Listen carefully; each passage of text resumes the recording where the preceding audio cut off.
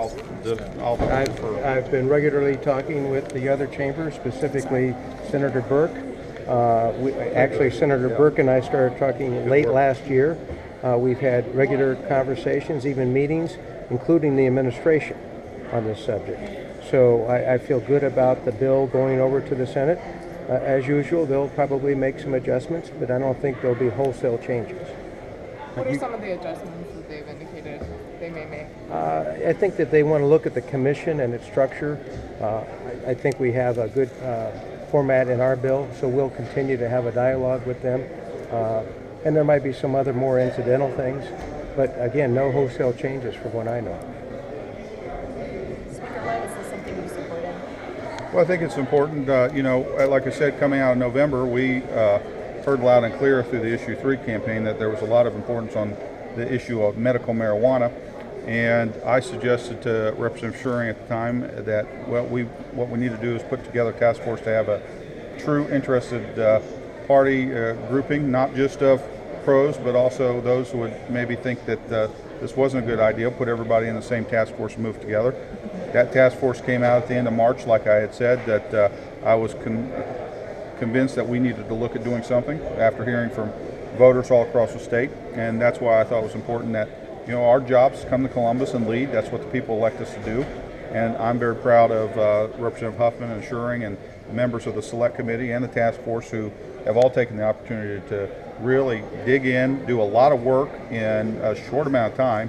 I mean, if you think about it, since January, it's about 6 months, a little under 6 months that we were able to get this done. That's pretty quick for the General Assembly. I'm really proud of those, and I'm really proud of the members that stood up today in support of it. Speaker, do you think this is going to be enough to block the Ohioans for medical marijuana from going forward with their initiative? Well, I think that the one thing that we want to do is, again, what my focus is actually truly responding to a lot of folks that I've heard across the state of Ohio and say, okay, we hear you, we're going to take it up and take action. We've invited them to be a part of this discussion.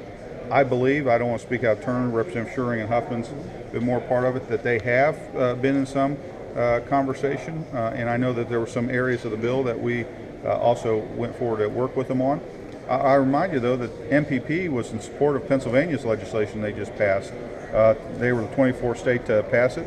They supported their legislation. Ours is a little more broad in scope compared to Pennsylvania, so we'll continue to work with them as it goes in the Senate, and we want to do this in an effort to continue to have conversations. Are you personally convinced that there's medical benefits from marijuana? Well, I believe it's something that we need to definitely take up and have a conversation with. I'm taking account Representative Huffman's and Representative Schuring's information that they've shared with me, and they tell me, and clearly there's some efficacy to it, and that's otherwise I wouldn't have supported or voted for it today on the floor. Do you think this one day opens up the door to recreational use in Ohio? I don't believe so. I don't believe that there's any purpose for recreational use for medical marijuana. I do believe, like I said, that there is a clear pathway forward on the medical end of it, but as to the recreational use, I don't see there being a necessity or need for it. The gaping loophole that MPP has is home grow and smoking. And we have a very methodically regulated system that this bill offers that says we won't allow a home grow and we won't allow smoking. We think smoking, most Ohioans would feel smoking is hazardous to your health. We've seen that within smoking tobacco. We think the same thing applies to marijuana, but most importantly, home grow is a gaping loophole in the regulatory system, and this bill prohibits it. The Pennsylvania law includes a safe harbor provision while it's being implemented so that folks can get cannabis oil and such from out of state and legally own it and possess it while the regulations are formulated. Has that been discussed at all, and is it anything you've looked at? The issue with that, in my opinion, you have to build a regulatory structure, and then when you say that immediately upon the passing and the effective date of the bill, you can do certain things, again, blows a hole in the regulatory structure. We look to be very methodical as we create the system, and by the way, it's within 2 years. Some people have said it's 2 years. Well, it's within 2 years, so we might be able to get it up and running sooner. But there's a lot of work that has to go into this to properly regulate it and control it, and to just say that there's a safe harbor for anybody who wants to do it in the interim, I don't think is the right way to go. Let's Representative Huffman. Let me go back one question.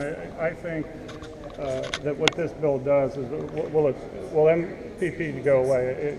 To me, it doesn't matter. I think we give the people an alternative. And I think they're going to look at it as this is a true medical marijuana bill. It's best for the patients, it's best for the citizens of Ohio. If MPP comes here in November, I think there's a viable choice, and I'm very confident that people will choose this bill rather than the open possibilities that MPP would have. Is anyone thinking of proposing a bill that would outlaw the smoking of tobacco? Well, the people have spoken on that subject years ago with Smoke Free Ohio, when they put a ballot initiative before the people, and the people chose to say that smoking is prohibited in Ohio in public places. What about personal use of smoking tobacco? Well, I haven't. We have. I have no. There's no bill out there on that. Excellent. And you'll have to ask other members of the General Assembly. But Is it a health concern? If smoking is a health concern.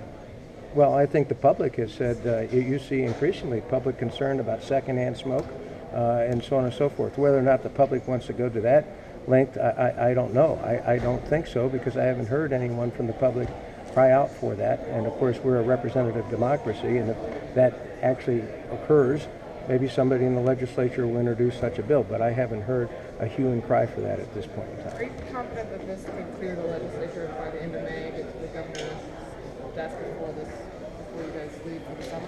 I'm confident that there can be. Again, there's been a lot of work between Representative Huffman, Representative Schuring, and quite frankly, Representative Ramos, and all of the members of the different task force and the select committee to do this. And I'm very confident that this will get done before the end of I May. spoke to Senator Burke on Friday for a long period of time, and he indicated to me he's very confident that the Senate would be done by the end of May, and he was very happy with what we have done over the last 4 months.